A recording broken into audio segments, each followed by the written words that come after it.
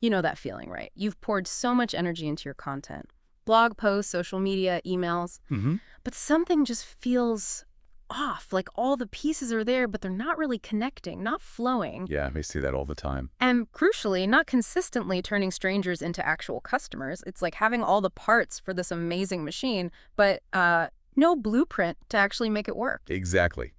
The connections are missing. Well, welcome everyone to What Your Content Funnel is Missing Right Now. This deep dive, it's all about handing you that blueprint. We're going to look at transforming your marketing from, those scattered efforts. Land a max. Right. Into a strategic revenue-generating system, one that intentionally moves prospects from that very first touch point all the way through to a confident purchase.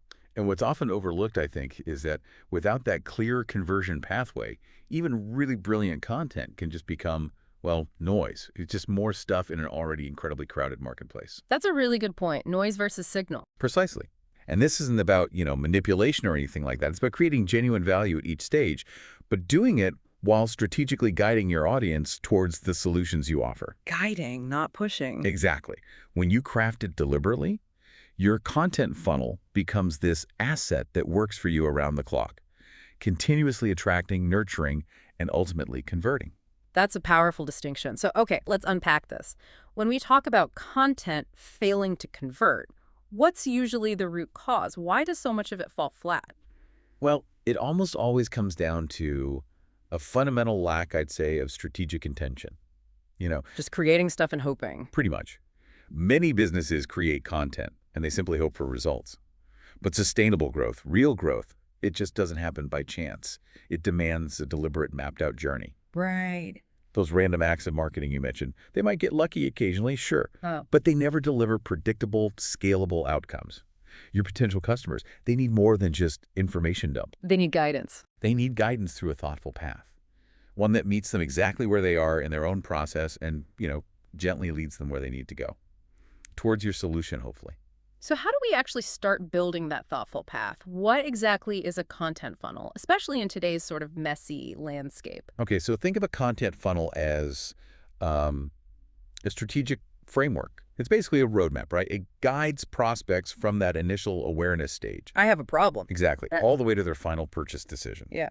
And what's fascinating here, and I think often underestimated, is how buyers move through that funnel today.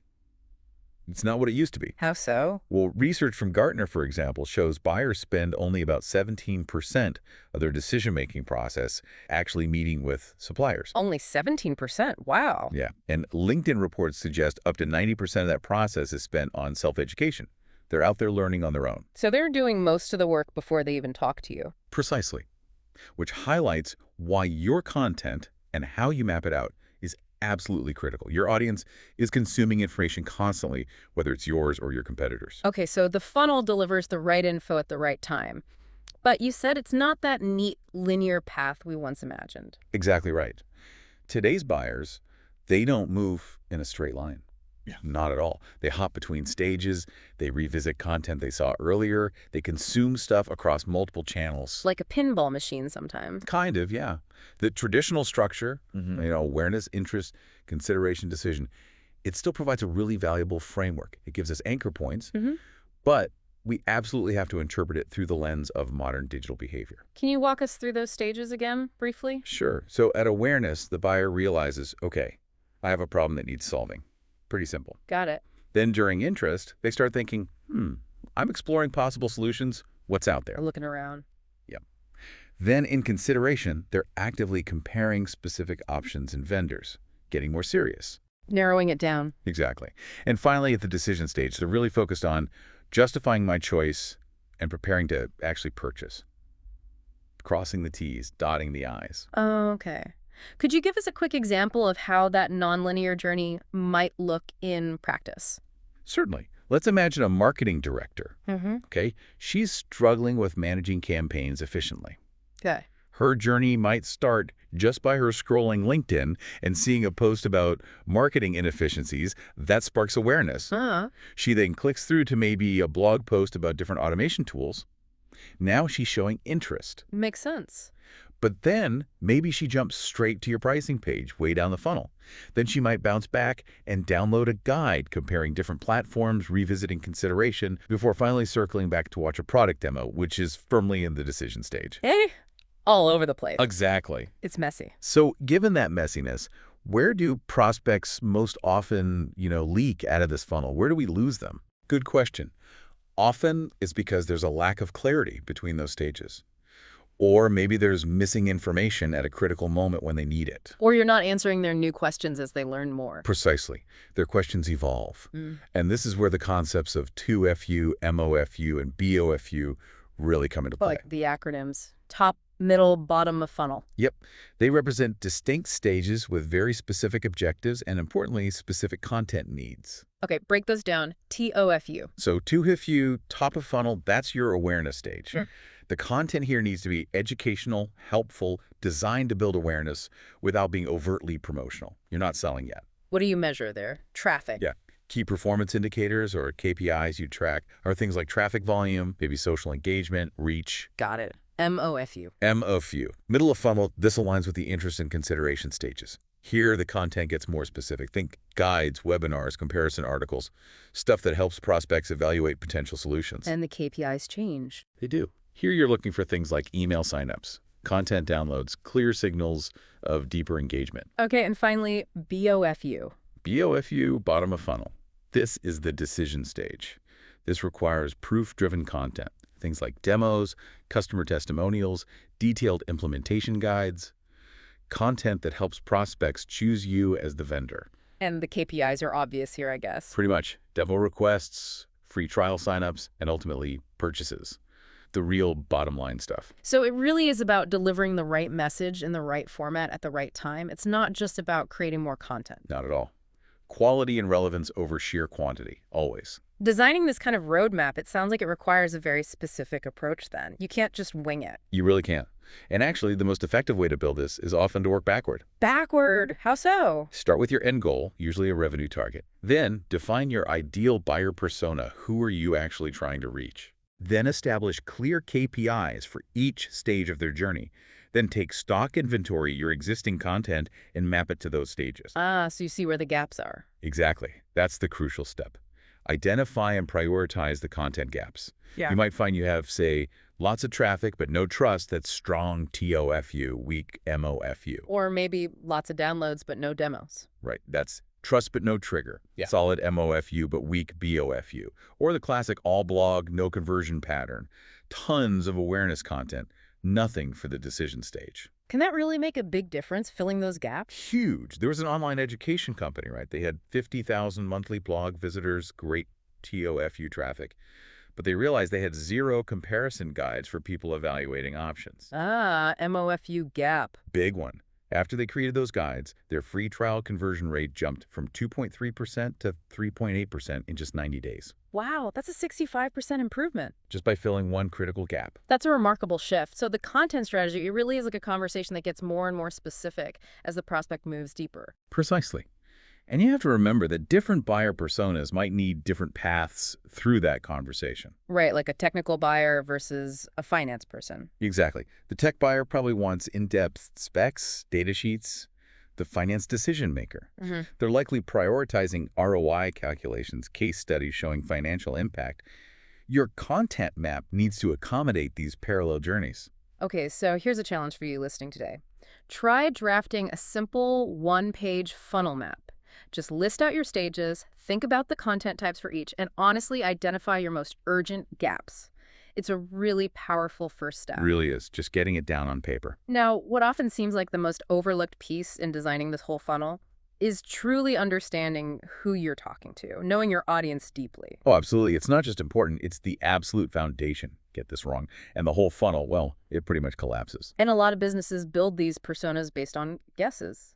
Often, yes. Assumptions. But real, actionable buyer understanding comes from combining two things: quantitative signals, seeing what people actually do on your site, with your content. The analytics. Right. And qualitative insights, understanding why they do it. You need both. Can you give an example of that why making a difference? Sure. I know a software startup whose conversion rates literally tripled after they reframed their content using actual customer language. What changed? They initially called their product a productivity enhancement tool. But through interviews, they learned customers consistently referred to it as a compliance safety net. Totally different focus. Wow, that's a big shift in perspective. It's huge. Another example, a manufacturing software company thought customers cared most about reducing costs. But interviews revealed the primary concern was actually reducing downtime. Costs were secondary. So while your existing data, your CRM, your marketing automation, web analytics that shows you patterns, right? It tells you what happened. It's the conversations with real people that reveal why it happened. Exactly. You have to talk to your customers. Seriously, pick up the phone, get on Zoom, ask them things like, what actually triggered your search in the first place? What other options did you consider? Was there anything that almost stopped you from choosing us? How do you personally measure success with this kind of solution? Goldmine question. Absolute goldmine. Their answers transform your content from generic marketing speak into something magnetic, something that resonates because it uses their language.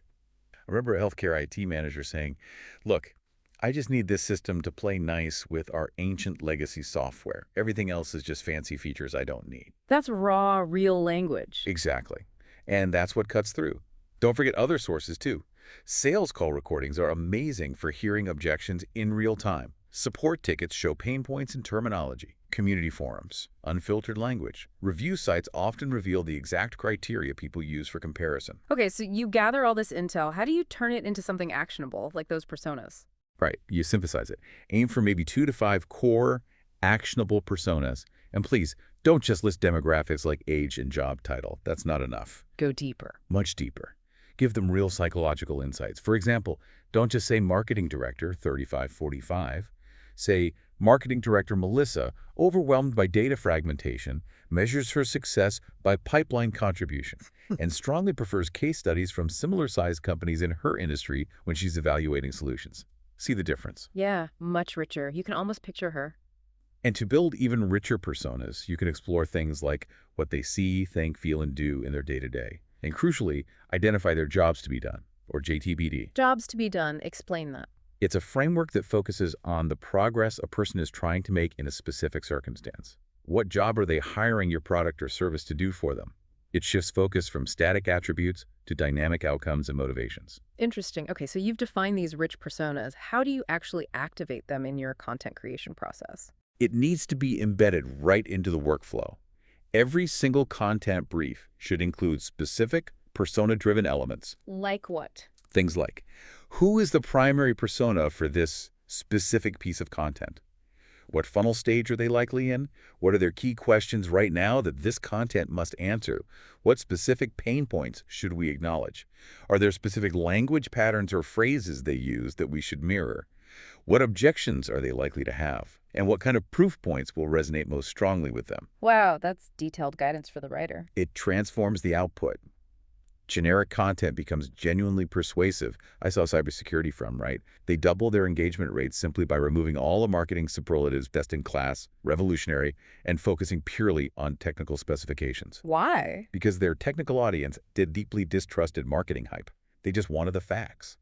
Another company boosted click-throughs by 38% just by tuning the button text from request a demo to see how it works. Where did see how it works come from? Directly from customer interviews. That's how customers talked about wanting to understand the product. This sounds like it does more than just improve content. It sounds like it aligns teams. It absolutely does. Deep persona work is fantastic for unifying marketing, sales, and even product teams.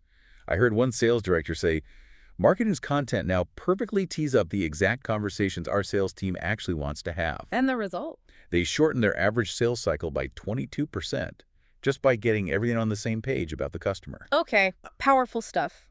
Here's another challenge for you listening. Schedule just 2 customer interviews this week. Try drafting one skeleton persona based purely on the language they use. Share it with your team. See how quickly it sharpens your content's focus and effectiveness. Do it. You'll be amazed. All right, so we've mapped the funnel. We've got crystal clear personas.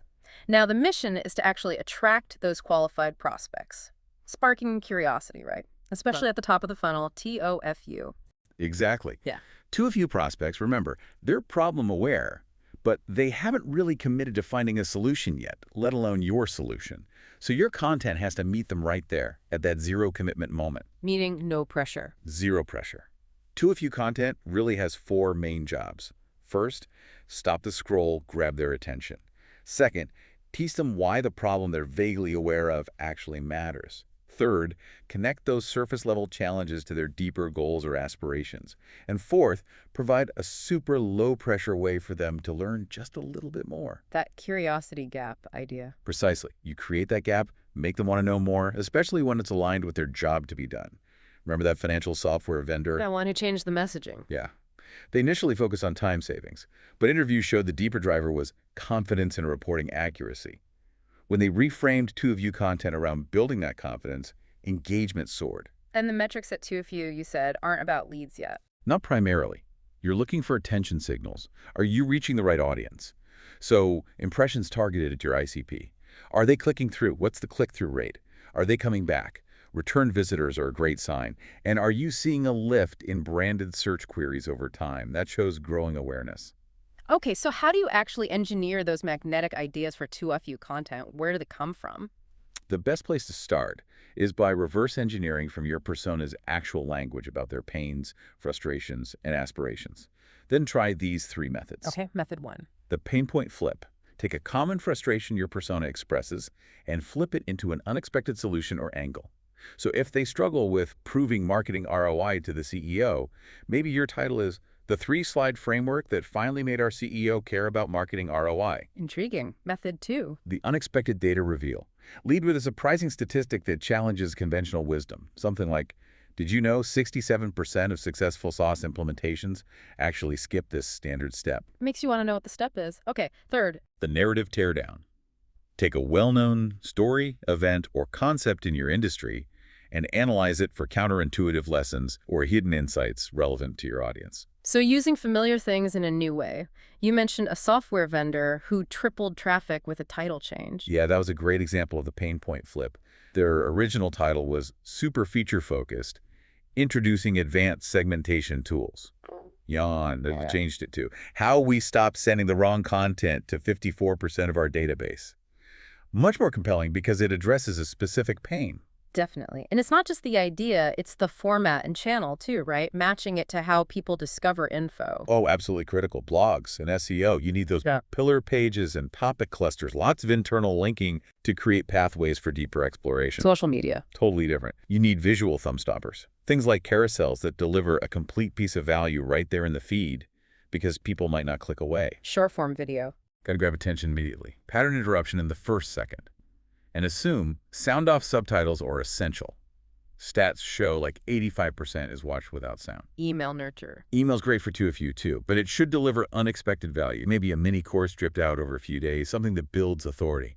And always have those bridge tactics, like content upgrades within blog posts, to gently nudge people towards the next stage, towards MOFU. Okay, so you've sparked that initial curiosity with great 2FU content. How do you then nurture that spark into real trust in the middle of the funnel, the MOFU stage? Right. MOFU is where you convert that initial interest into genuine belief. Remember, most website visitors leave without buying anything, so this stage is absolutely critical for holding on to them and building that relationship. How do you do that? Lead magnets. Lead magnets are key, yes, but they have to deliver instant, tangible value and subtly show how your type of solution fits their emerging needs. They work to pre-qualify prospects and people who download it are showing interest while also pre-framing your approach, but without a hard sell. What kind of formats work well here? Lots of options. Ebooks, checklists, templates they can use, interactive calculators like ROI calculators, mini courses, assessment quizzes, detailed playbooks. That sauce company I mentioned, they doubled their marketing qualified lead, their MQL volume, using an ROI calculator.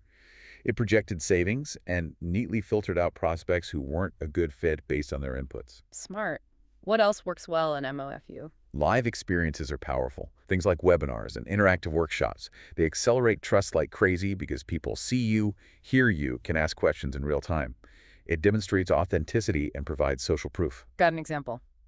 Yeah, a cybersecurity vendor really turned their pipeline around with monthly workshops. They structured them carefully. 20 minutes of pure education, then a focused 15-minute demo, followed by a long 25-minute guided Q&A session. And the results? Demo requests jump by 42%. They also cleverly use what they call the objection sandwich during the Q&A, proactively bringing up and addressing common concerns before people even asked. Builds huge credibility. And email sequences. Still important. Absolutely crucial, especially in B2B, where prospects need multiple touchpoints. A simple but effective 5-email trust-building sequence could look like this. First, a welcome email delivering the lead magnet plus a quick win. Second, a deep dive resource email going further on the topic.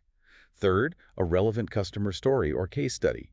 Fourth, an objection buster email tackling a common concern.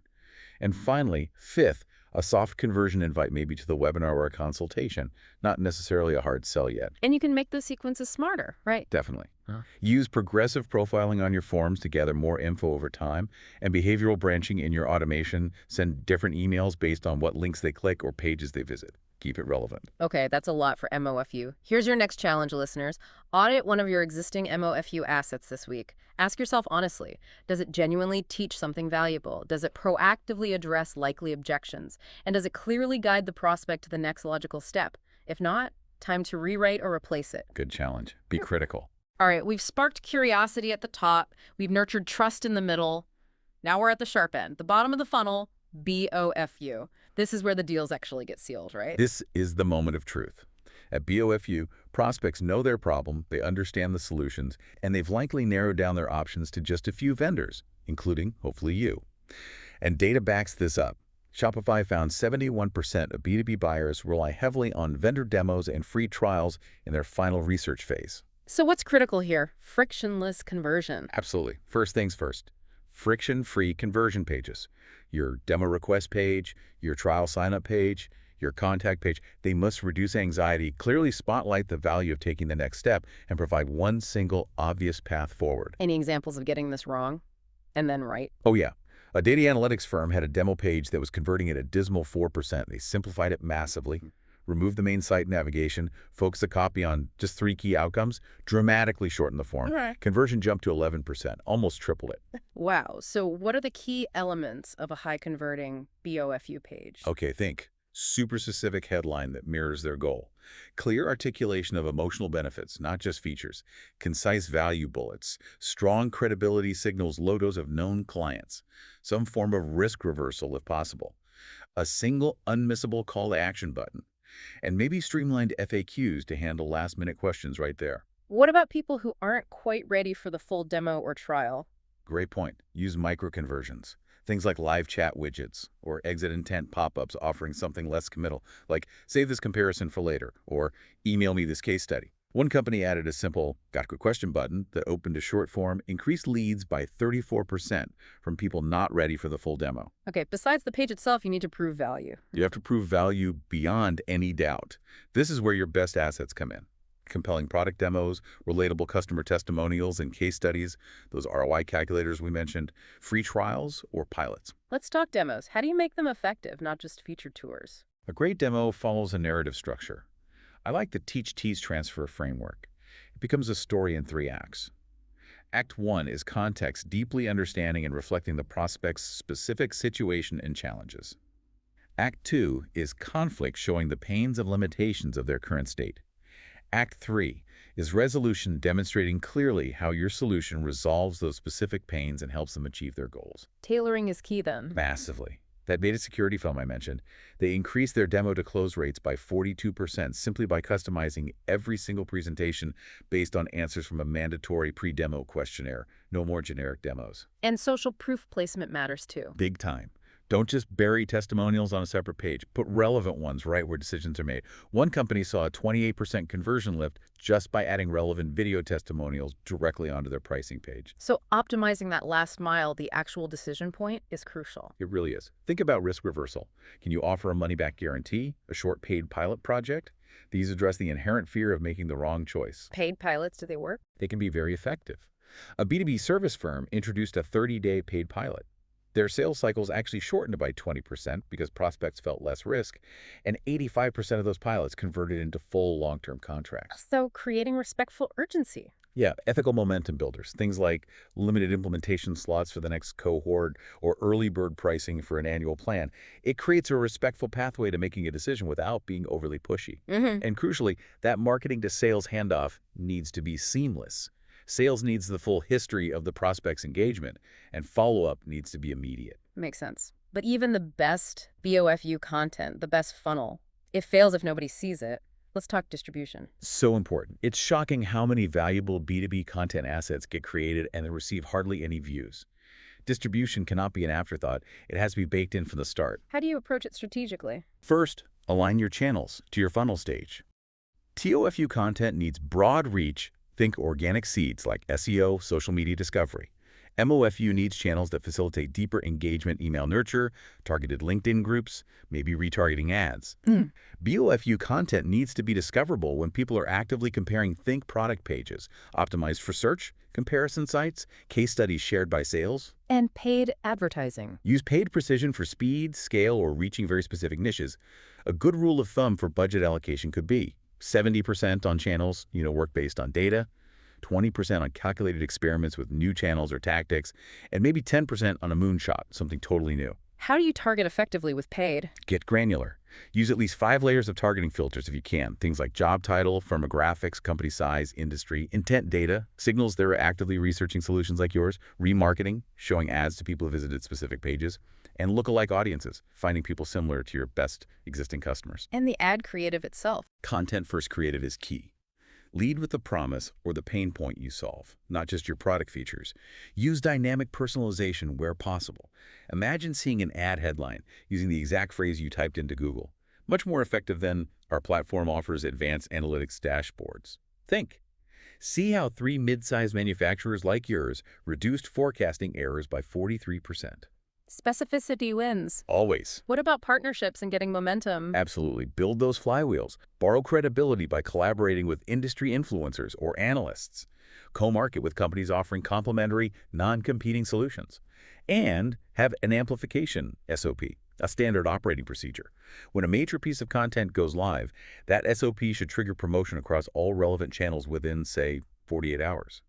And a quick tip on measurement here. Track qualified eyeballs.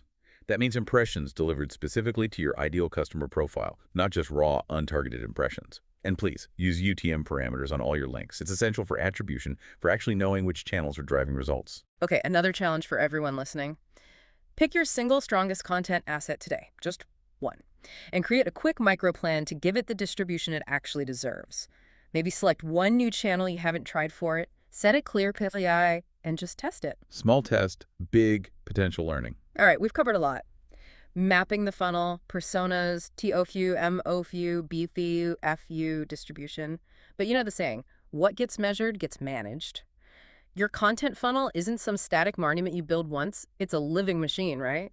Needs constant tuning. Constant tuning is exactly right. And your metrics should absolutely drive your decisions. The key is to select metrics that reveal both lagging indicators, things that tell you about past performance, like closed revenue. What already happened? Right. And leading indicators, those early warning signs that predict future outcomes, like the number of qualified demo registrations this week, or the conversion rate on a key landing page. Can you give an example of focusing on the wrong metric? Sure. A SaaS marketing director I know was obsessed with overall website traffic volume. Huge numbers. But their actual sales weren't reflecting it. So what was wrong? They realized the problem wasn't traffic volume, it was traffic fit. When they switched their primary metric to track the conversion rate of traffic to marketing qualified leads, MQLs, they saw the real issue. Most of the traffic wasn't relevant. That changed their entire content and distribution strategy. So you need a unified view. Ideally, yes. Your dashboard should try to integrate data from your CRM, your marketing automation platform, MAP, and your website analytics. You want to see the flow. Key metrics to watch include qualified traffic percentage, the MQL to SQL conversion rate, the SQL to opportunity rate, your overall win rate, and maybe your customer acquisition cost payback period. Every funnel leaks somewhere, doesn't it? The trick is finding the biggest leaks, the ones costing you the most potential revenue. As Deming famously said, without data, you're just another person with an opinion. Couldn't agree more. And track both the big conversions, macro conversions like demo requests or purchases, and the small steps along the way, micro conversions. Things like watching an embedded video to 75%, scrolling down a long sales page, clicking to expand an FAQ. Why track those small things? Because those micrometrics often predict later macro behavior. Someone who watches your whole demo video is probably more likely to convert later. And when you're deciding which leaks to fix first, use a simple prioritization framework like ICE. I see. Impact times confidence times ease. How big an impact will fixing this leak likely have? How confident are we that our proposed fix will actually work? And how easy is it to implement the fix? Multiply those scores, say 1 to 5 for each, and tackle the highest ICE score first. Smart way to prioritize. Any examples of fixing a leak with ICE? Yeah, a SaaS company noticed a huge drop-off between blog subscribers, TOFU, and people signing up for their webinar, MOFU. The leak was massive, like 78% drop-off. They hypothesized that a simple bridge email sequence, specifically for blog subscribers, inviting them to the webinar and highlighting its relevance, would help. It scored high on impact, big leak, high on confidence, logical fix, and medium on ease. Just needed email copy and automation setup. It worked. It cut the TOFU to MOFU drop-off from 78% down to 54%, a huge improvement, guided by ICE. So how do you diagnose leaks systematically? Have a checklist, maybe something like 1. Export the stage-to-stage conversion data. 2. Benchmark it against industry averages if you can. 3. Segment the data. Does one persona group drop off more? 4. Hypothesize potential causes for the biggest leaks. 5. Gather qualitative feedback. Use heat maps, session recordings, or even quick polls on the drop-off pages. 6. Then score the potential fixes using ICE or a similar framework. Okay, once leaks are identified and prioritized, it's time to actually fix them, right? Through experiments. Exactly. Design specific experiments. And each test needs a crystal clear hypothesis, linking a specific change you're making to a measurable outcome you expect. What goes into a good experiment plan? You need about 7 critical elements. First, the hypothesis itself. Changing the BOFU headline from feature-focused to benefit-led will increase demo request conversions because. Second, the primary KPI you'll measure. FEAR-G demo request form submission rate. Third, the specific variance you'll test against the control. Fourth, the sample size needed to get statistically significant results. Fifth, the planned runtime for the experiment. Sixth, a clear decision rule. If variant B beats control by 15% with 95% confidence, we implement B. And seventh, the defined next step based on the outcome. Got an example of a successful experiment based on this? That B2B tech provider I mentioned earlier, they ran an experiment changing their BOFU page headline. The control was feature-focused. The variant was benefit-led based on customer language around their job to be done. Closed deals 37% faster with AI-powered proposals. And the result? The benefit-led variant increased conversion to demo by 19%. Clear win, driven by a solid hypothesis rooted in customer understanding. It sounds like the companies that really succeed with this transform measurement from a reporting function into an ongoing growth engine. That's the goal. It's not just about looking at dashboards, it's about action. Set a regular cadence, maybe weekly or bi-weekly dedicated time to review metrics and launch new experiments. Document all your test results, wins and losses in a shared win library so the whole team learns. Set up automated alerts for significant deviations in key metrics so you spot problems fast. So it becomes a continuous discipline, not a one-off project. Exactly. It's that B2B content funnel optimization cycle in action. You course correct based on data. You set a cadence for review. You review the metrics. You diagnose the issues, leaks. You launch experiments. You document the results. You automate alerts. You constantly connect it all back to revenue impact. And you continually validate and refine your personas based on what you're learning. It's a loop. A virtuous cycle, hopefully. Okay, here's your final challenge for today.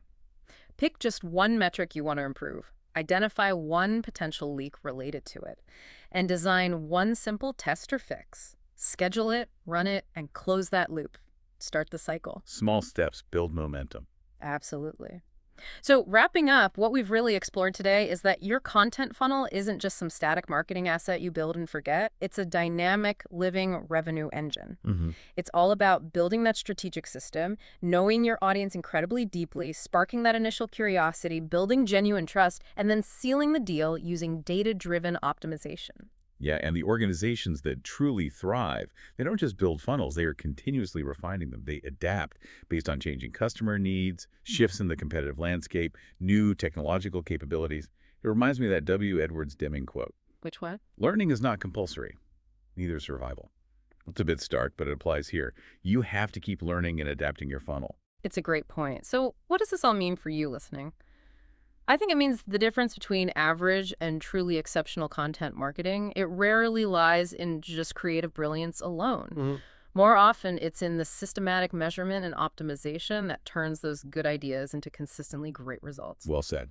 Systematize the improvement. So go out there, take one step, and start refining your funnel today. Your revenue engine will definitely thank you for it.